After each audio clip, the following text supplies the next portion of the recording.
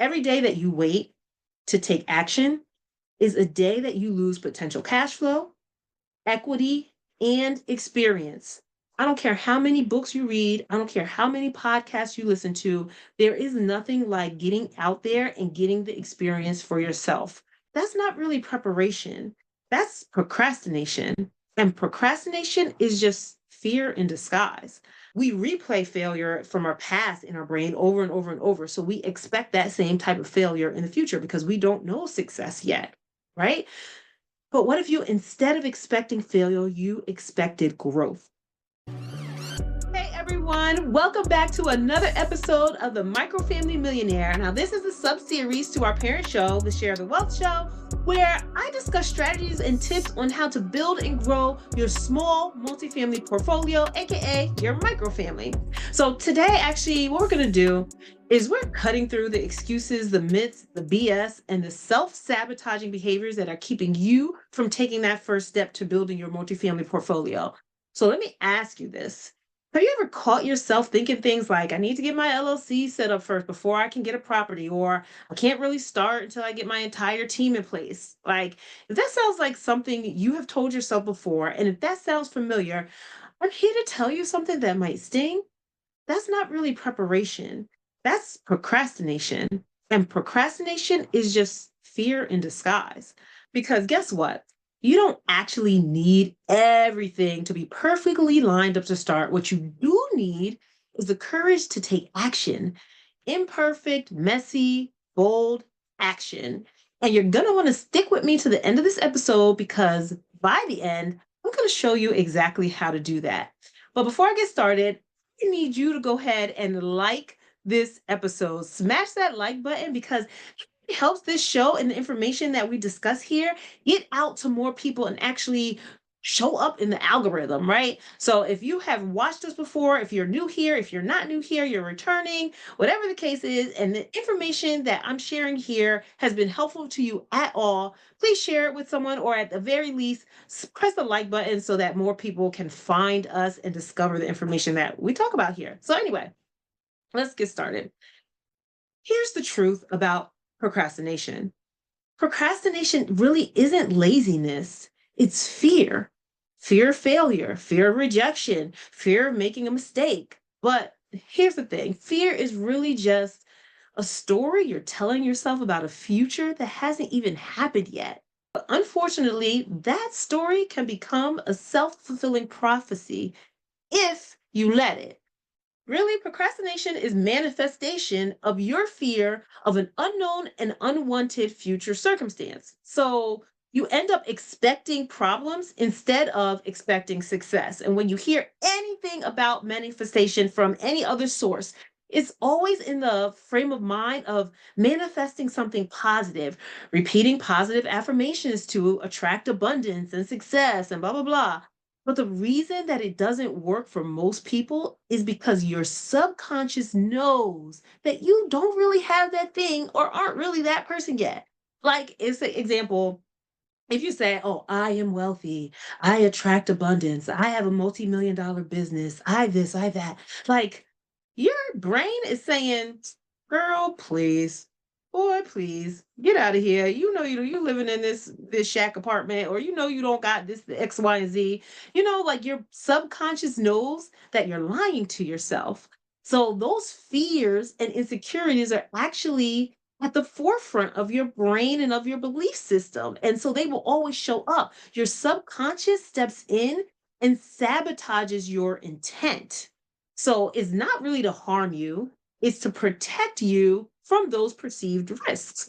The same thing that happens when a family member, you tell your family member your dreams and your plans, your goals, or whatever, and your family member ends up saying, oh, I don't know if you should do that. That's a little bit risky. Maybe you should stay over here and do this. Why would you give up your safe, comfortable job with benefits? Blah, blah, blah, blah, blah.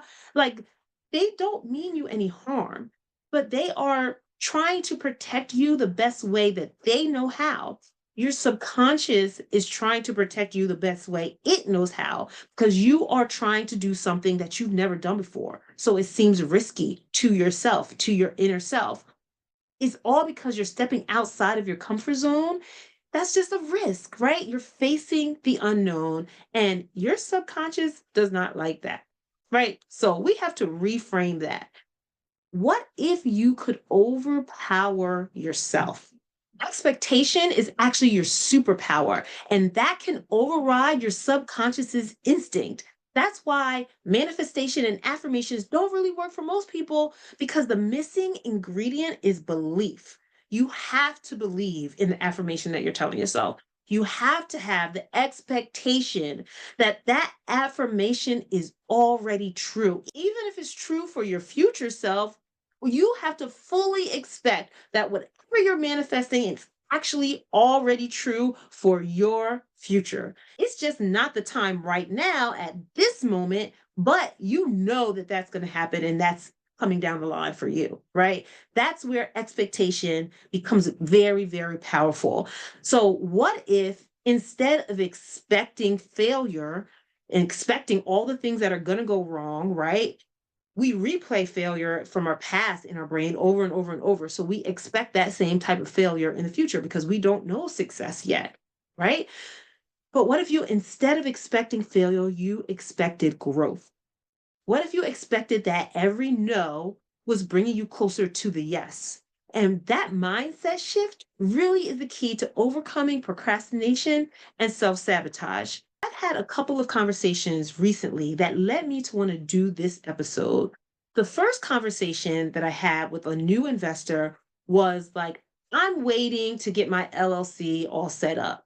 So I think that was through a company or someone that was supposed to set up all the things. Like I don't know what else was offered in the offer to set up the LLC. I don't know what other amenities came with that.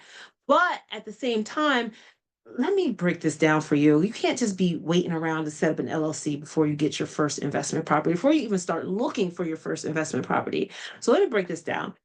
You don't need an LLC before you get started in real estate. Let me repeat it. You do not need an LLC before you get started investing in real estate. I closed on my very first property in my own name.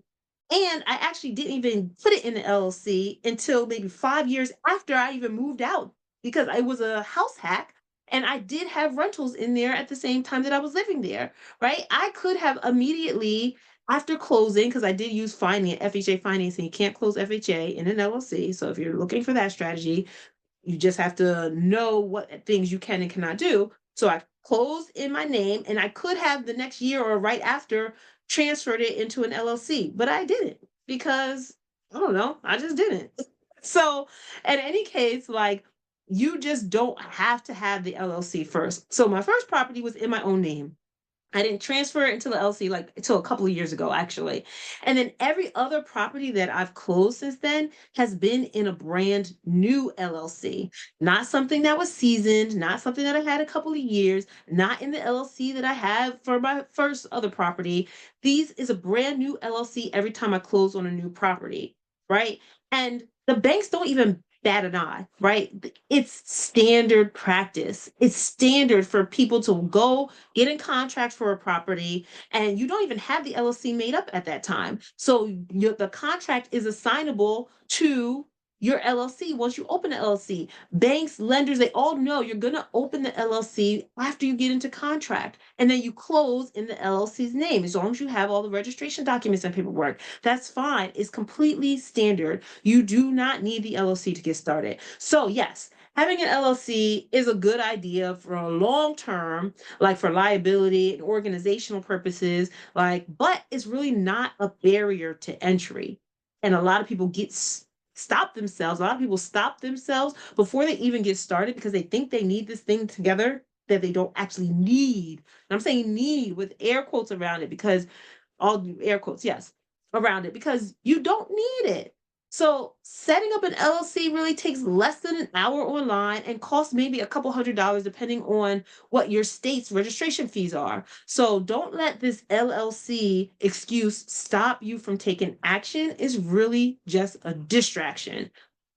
Even if you're looking to start raising capital from passive investors and you want to look professional and brand yourself, et cetera, having an LLC is nice, But that's also still not a barrier to entry. You don't need an LLC to start raising capital. There are other ways to position yourself and look the part and be professional and just become the person that you need to be without having a piece of digital paperwork, right? So eventually it will be a good idea to have one, but again, you don't need it to even start having conversations with people about their investing goals if you're going to be on the capital raising journey. And you definitely don't need it to start talking to owners about selling their property to you. You don't need it to start talking to brokers or realtors about you wanting to buy a property. Nobody expects you to have an LLC up front to get started doing anything in real estate. Okay? So let's throw that excuse out the window. Another convo that I had really literally just last week was I need to have things in place before I can start. So I didn't really know what that was. Like I felt the hesitation throughout the conversation, but like upon further digging, I really found out that this person was referring to connecting with other professionals like contractors, a lender, having an attorney, all of those things. So basically about forming the team. Listen, having a solid team is important. I actually have a whole training on that and how to build one and how to find and vet the perfect team members. But you don't need that to get started. You don't need every piece of the puzzle before you even begin. It's just another excuse to sabotage yourself that your subconscious is telling you that you need to have all these things lined up or you're going to fail, right? When I bought my first property, I didn't have anybody. I didn't have an attorney, an inspector, or even like a lender lined up. Like I found them along the way because I just started. I started the process. I mailed out direct letters to owners of properties. I pulled a list of certain zip codes and 3 or 4 family properties. As soon as somebody would call me back, I started having conversations with them.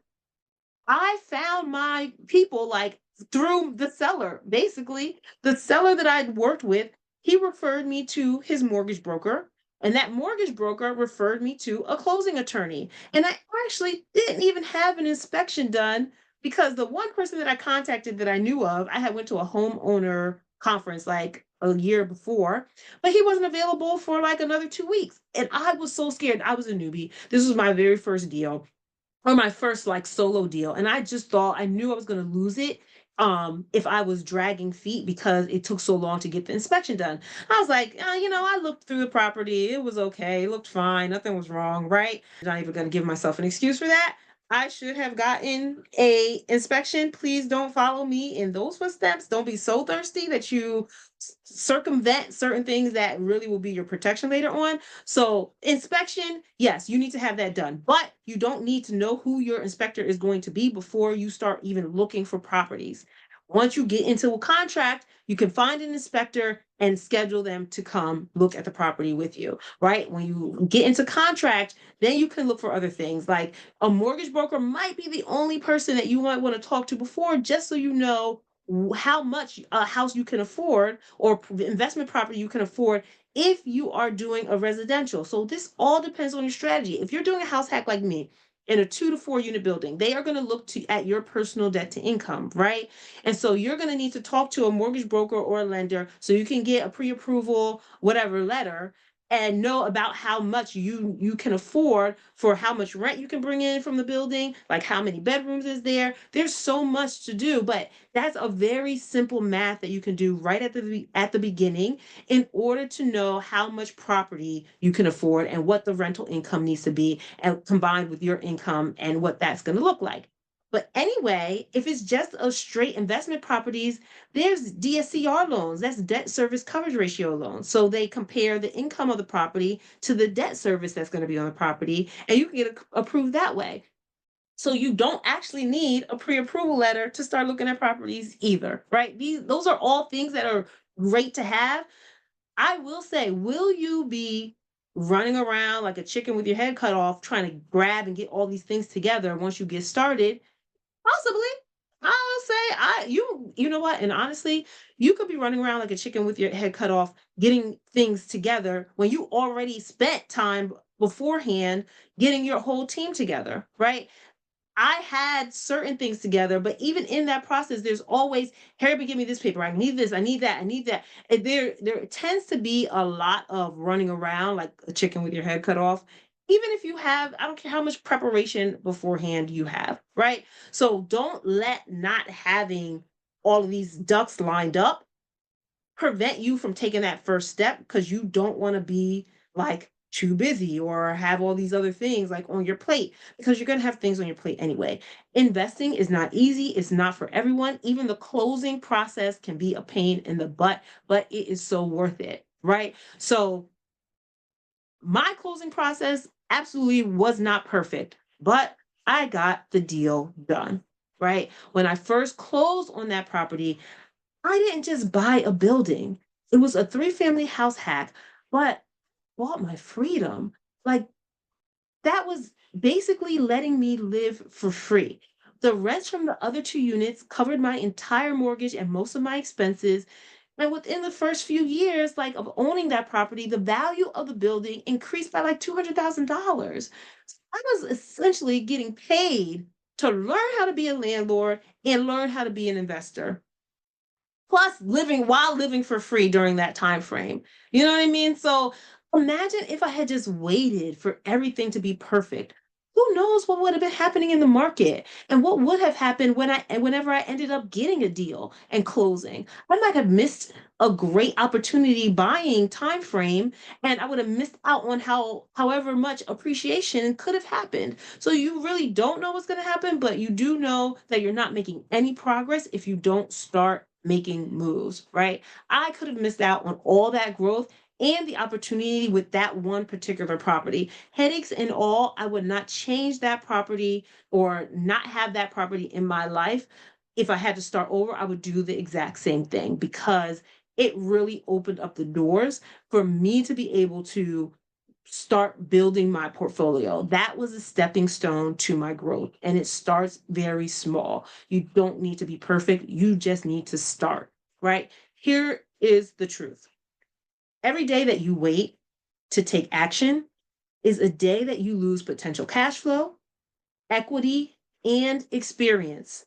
I don't care how many books you read, I don't care how many podcasts you listen to, there is nothing like getting out there and getting the experience for yourself. Also, no one is going to know exactly every little thing that could happen in your particular market with what you're dealing with, right? The hardest part of investing or just entrepreneurship in general is uncertainty. You're afraid that all that sacrifice and was going to lead to nothing. But in the words of Fire Marshal Bill, oh my God, I'm definitely aging myself with that. If you guys out there know who Fire Marshal Bill is, can you put that in the comments so I know that I am not alone? Because Fire Marshal Bill, I love me some Fire Marshal Bill. Anyway, but let me tell you something. The life that you're walking away from to pursue your dream, that life isn't an option anymore. You're wired differently now. Your brain thinks differently now. You have ambition. You want growth. There's no going back, right? You won't be satisfied going back to the status quo into your normal life, right? Everything you ever wanted really is on the other side of uncertainty, rejection, and yes, even suffering. If you stop because you think you're going through hell, then guess what? You just stopped in hell. You still there. The only way out is to keep moving. The question is, do you desire your better future more than you hate the sacrifices that you have to make to get there? So, this is how you can start. No, step number one, you need to identify your excuse. What's your LLC? What's your perfect team? What's your air quotes excuse that is stopping you from taking steps to move forward? What is it that you're telling yourself that's keeping you stuck? Write that down. Naming it is the first step to letting it go and not letting it hold you back, right? Those might be things that are very well things that you need to get done and you need to do. But do you need to do that in order to just like get the process started? More than likely you don't, right? So how about this is where else you can leave a comment and share What's holding you back from getting started? That way I can respond and share any resources that I have. And also, anyone else who's listening or watching this can respond, who sees your comment and has experience in something that is keeping you stuck. We are all in this together to help each other grow and get started and get that ball moving. You never know where your help can actually come from. Step number 2, take one small action. You don't need to solve every problem today. You just need to take one step. So maybe that's pulling a list of properties from a site like listsource.com. I'll put the link to that site in the show notes below, right? Maybe it's ordering a bulk pack of note cards with envelopes from Amazon, right? If you're going to do direct to seller mailing. Maybe it's going to a real estate meetup and connecting with a lender and scheduling a call with them and seeing what options are and telling them what you want to do. Maybe it's writing your first direct mail letter. Whatever it is, just commit to doing that one thing today. Just start. Step number 3, expect imperfection, right? Let go of the idea that you need to have everything figured out. Consistent progress, not perfection. Progress is what leads to success. Every deal, every conversation, every mistake is a lesson that moves you closer to your goals. Don't let procrastination and perfectionism rob you of the life that you're meant to live. Like, the path to building wealth and freedom isn't smooth. It's messy, it's uncertain, it's full of challenges, but it's also full of growth, discovery, and opportunity. And if this episode resonated with you, I challenge you to take action today. Share this episode with someone you know who's been holding themselves back. Let's break through these barriers together, and I'll see you on the next episode.